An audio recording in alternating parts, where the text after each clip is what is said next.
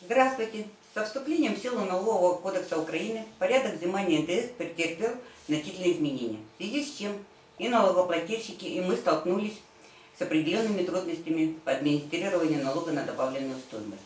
С целью информирования как можно большего количества налогоплательщиков, Государственная налоговая инспекция в городе Ялта внедряет такую форму работы, как видеосеминары.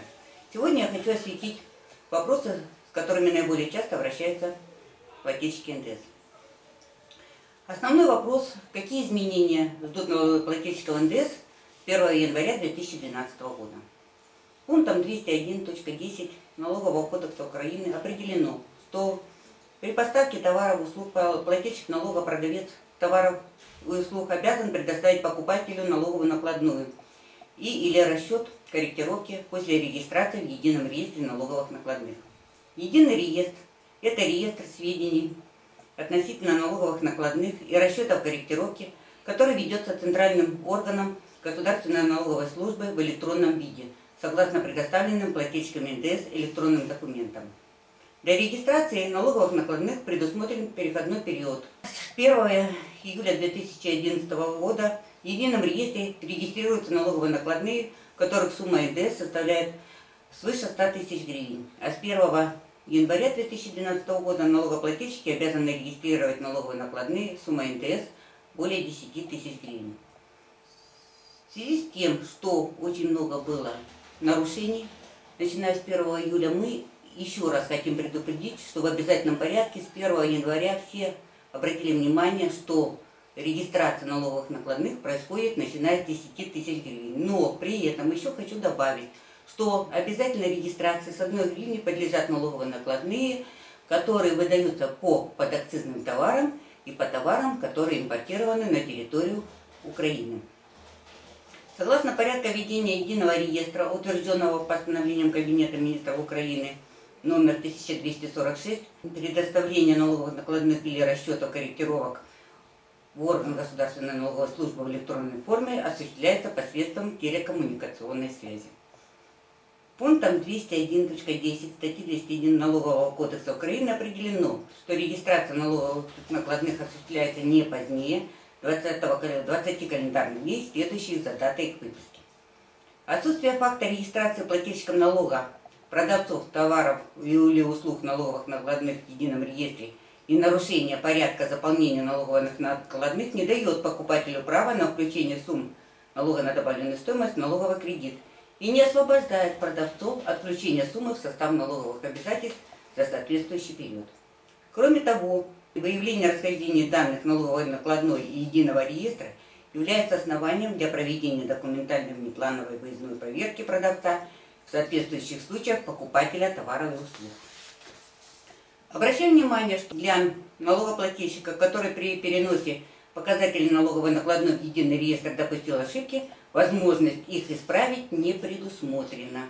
Поэтому рекомендую налогоплательщикам более внимательно относиться к регистрации налоговых накладных в Едином реестре. Подтверждение приема налоговых накладных или реестра корректировки является квитанцией в электронной форме в текстовом формате, в которой указываются реквизиты предоставленных документов, соответствие электронного документа установленному формату, результаты проверки электронной цифровой подписи, информация о продавце, дата и время приема, регистрационный номер, налоговый период, за который предоставляется налоговая накладная. Пользуясь случаем, хочу обратить внимание налогоплательщиков, которые подают отчетность средствами телекоммуникационной связи, что подтверждением принятия такой отчетности являются два протокола. Причем первый протокол свидетельствует о том, что отчетность отправлена, а второй, что получена на сервер Государственной налоговой службы.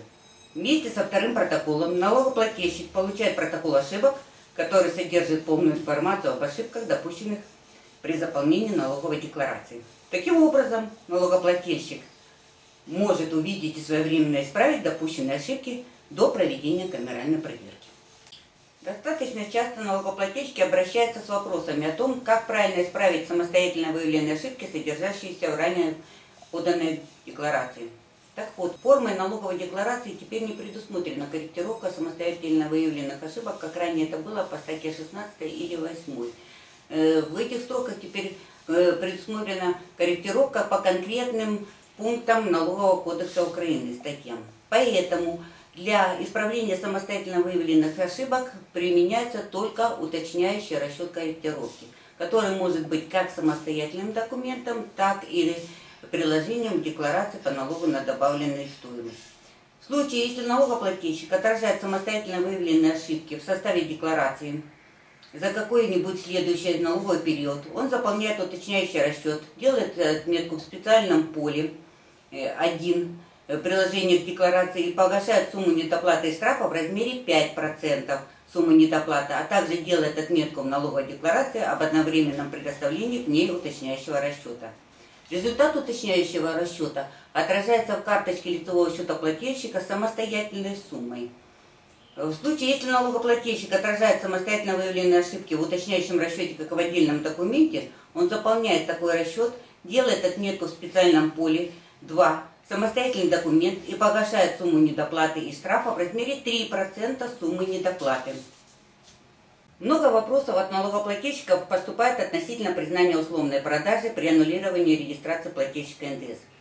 В соответствии с пунктом 184.7 Налогового кодекса Украины, если при аннулировании плательщика НДС в последнем отчетном налоговом периоде на учете у плательщика налога остаются товары и необоротные активы, при приобретении которых суммы были включены в налоговый кредит, плательщик не позднее даты аннулирования его регистрации в качестве плательщика налога обязан признать условную продажу таких товаров и необоротных активов и начислить налоговые обязательства, исходя из обычной цены соответствующих товаров или необоротных активов.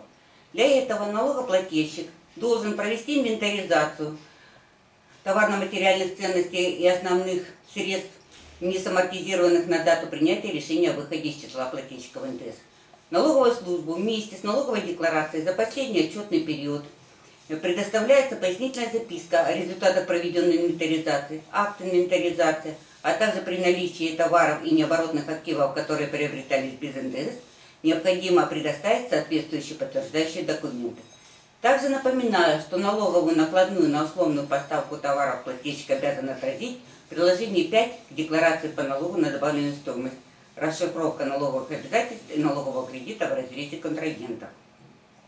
Обязательная расшифровка налоговых обязательств и налогового кредита в разрезе контрагентов предоставляется налоговой органы вместе с декларацией с марта 2008 года. Но несмотря на то, что мы уже работаем по этим расшифровкам 4-й год, отдельная категория предприятий попадает в налоговые ямы. То есть, если одно предприятие отображает сумму налогового кредита по налогу на добавленную стоимость, уплаченную в составе стоимости приобретенных товаров, работ, услуг, то другое предприятие и его контрагент включают эту сумму налога на добавленную стоимость в налоговые обязательства, как поставщик таких товаров, работ, услуг. Если покупатель товаров отобразил сумму НДС в составе налогового кредита, а поставщик в налоговые обязательства не включил, то возникают так называемые налоговые ямы. Причинами попадания в налоговые ямы является сотрудничество с предприятиями, имеющими признаки фиктивности, предприятий, у которых аннулированы свидетельства плательщика НДС, но при этом они продолжают выписывать налоговые накладные. Основной причиной служит некачественное составление налоговой отчетности. Во избежание попадания в так называемые налоговые ямы рекомендую налогоплательщикам тщательным образом проверять своих партнеров на добропорядочность в уплате налогов, а также обратить внимание на точность и качественность заполнения отчетности по НДС. Обращая особое внимание налогоплательщиков, что исправление ошибок в записях контрагентов в расшифровке налоговых обязательств и налогового кредита в разрезе контрагентов проводится способом корректировки. Причем расчет корректировки проводится продавцом товаров и услуг и покупателем в одном отчетном налоговом периоде. Достаточно часто налогоплательщики обращаются с вопросами о том, как не потерять право на налоговый кредит в случае, если продавец отказывается выдать налоговую накладную. В соответствии с пунктом 198.6 Налогового кодекса Украины не относятся к налоговому кредиту суммы налога, уплаченного начисленного в связи с приобретением товаров и услуг, не подтвержденные налоговыми накладными или оформленные с нарушением требований. Однако, в случае, если продавец отказывается выдать налоговую накладную или выдает ее, заполненную с нарушениями, чтобы плательщик не потерял право на налоговый кредит, напоминаю о возможности воспользоваться статьей 201.10 Налогового кодекса Украины. Так, эта статья предусматривает, что в случае отказа в выдаче налоговой накладной или нарушений при заполнении либо регистрации в едином реестре налоговых накладных, защитить свой кредит можно путем подачи приложения 8 декларации по НДС. В данном приложении заготовлены соответствующие графы для сообщений о каждом из видов нарушений, связанных с налоговой накладной.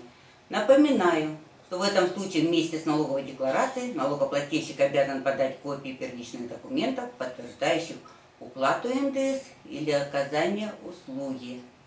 В завершение хочу напомнить налогоплательщикам, что информация о зарегистрированных плательщиках НДС и тех, у кого свидетельство плательщика аннулировано, размещена на официальном веб-сайте Государственной налоговой службы Украины. Спасибо за внимание.